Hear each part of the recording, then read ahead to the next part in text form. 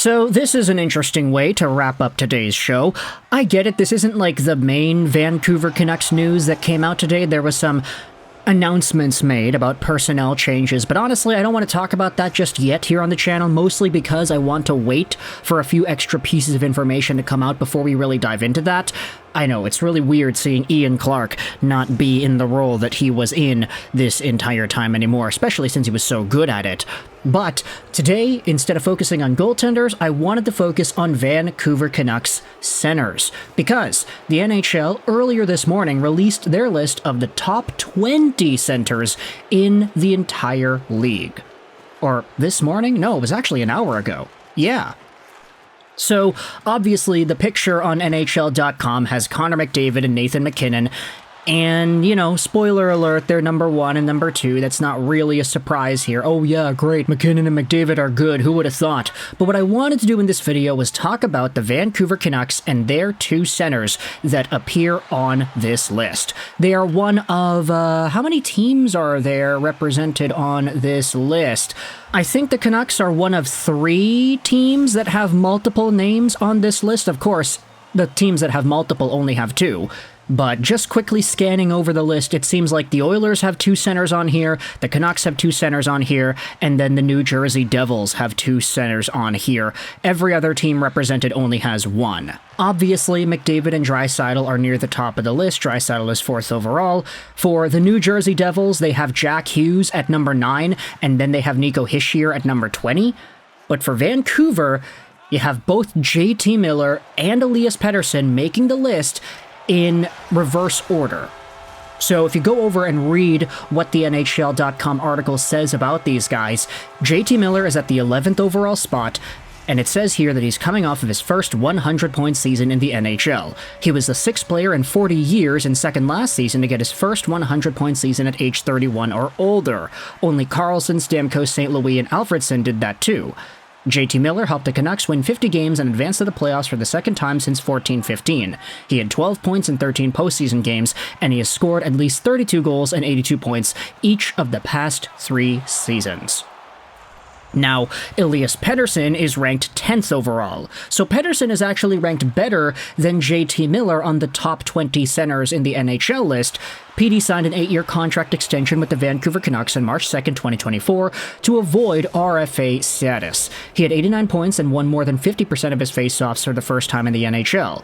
Pettersson's career-best 10-game winning goals led the Canucks and tied Daniel Sedin for 3rd most in a season in team history. His 125 hits were also a career high and more than he had in the past 3 seasons combined. The 25-year-old has scored at least 32 goals in 3 straight seasons. Now, this is where things get interesting, because if you wanted to talk about where PD and Miller rank in the list, you can make a fair argument that the NHL isn't really out to lunch here. I mean, the guys that are above them, you could say for the most part, generally deserve to be here. I mean, the 9 centers that are ranked above Pettersson and Miller are Jack Hughes, Jack Eichel, Braden Point, Sidney Crosby, Alex Barkov, Draisaitl, Matthews, MacKinnon, and McDavid. So I think that's fair, right? You could say that any of these guys could be better than Pettersson or Miller in a given season. Jack Hughes, I think, is the only, questionable one, since he has had such a small sample size throughout his career so far. But I think talent-wise and ceiling-wise, especially when you factor in age, you could understand why Jack Hughes is ranked higher here. But honestly, when you think about PD and Miller, is it not crazy of me to go out there and say that I think Miller actually should be ranked above Pettersson?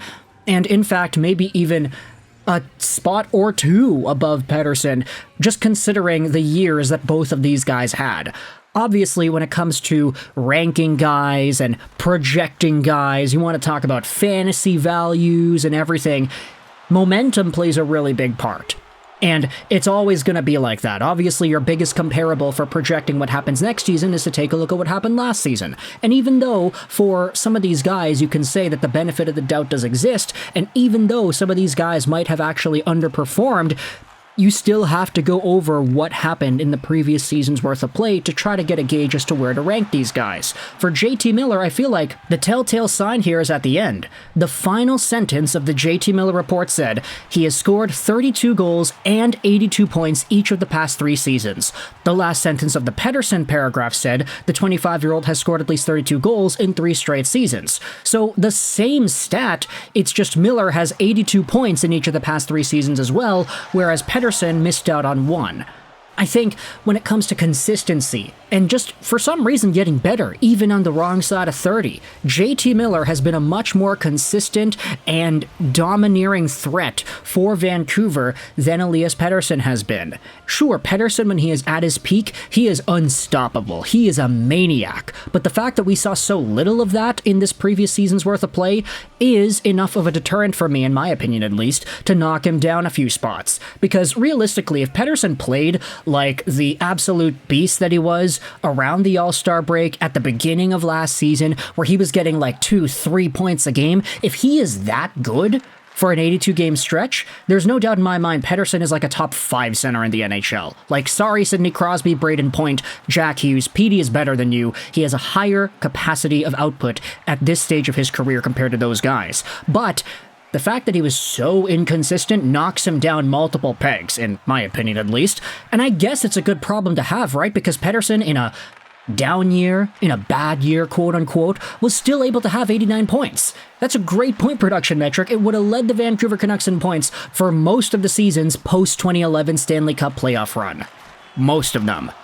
Pettersson, of course, though, had the 100-point season before this most recently completed season, so everybody kind of knows that he is capable of more. It's just, I guess with the inconsistency there, it's enough in my mind to knock him down a few pegs, especially when you consider JT Miller being on the opposite side, where he had a bad season in 2022-2023, and then rebounded with a 100-point season the next year. Miller was a monster, and not in the same way Pettersson was. Pettersson is dynamic, he makes things happen that you go, wow, at. He makes fantastic reads, he makes fantastic dangles, and he scores beautiful goals. JT Miller scores simple goals. He scores simple assists. He is every second pass on the power play. So, when the puck goes in on the power play, like it usually does because the Canucks had a good power play this previous season up until the end, when, things just stopped working.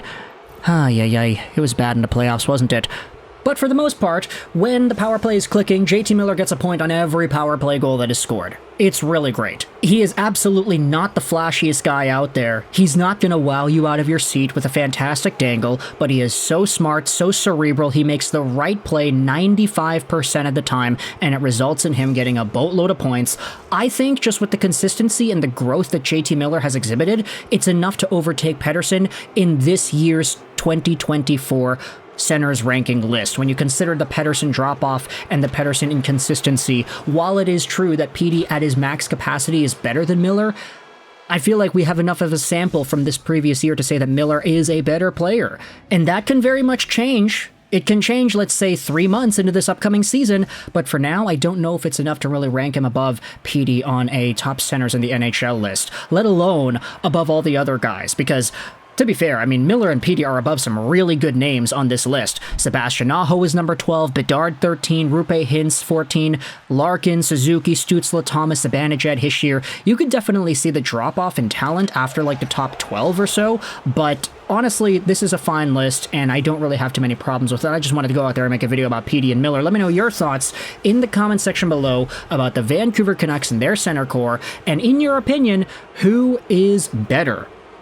If you had to rank these guys, if you had to project these guys, let's talk about short-term and not long-term, just because longer-term things get a lot more skewed in Pettersson's direction since Miller is so old. But for now, what are your thoughts on this entire ranking, and how does it feel to not see Bo Horvat on the list? Yeah, that's right, we pulled that one out of our back pockets here. Pettersson, Miller, they're on the top 20 centers list. Bo Horvat, nowhere to be found. I don't think he really belongs on that list anyway at this point in his career. But either way, let me know your thoughts in the comment section. Where would you rank these Vancouver Canucks centers? And bonus question, who has more points in 2024-2025? This is not really going to be an educated thing, just if you had to choose one or the other, who has more points? Obviously, it's easy to say, oh, if Pettersson is as consistent as he could be, if he is as good as he could be for the majority of the year, he'll have more points, but is that really possible? For JT Miller, I feel like he is so consistent that I feel like 85 points is a guarantee for him, which is kind of a bad thing to say about somebody because having any sort of expectation for that, unless you're Connor McDavid or Draisaitl, is unrealistic, but I think JT's gotten there, man. He's so good. Let me know your thoughts in the comment section below. I hope you enjoyed this video. And bye.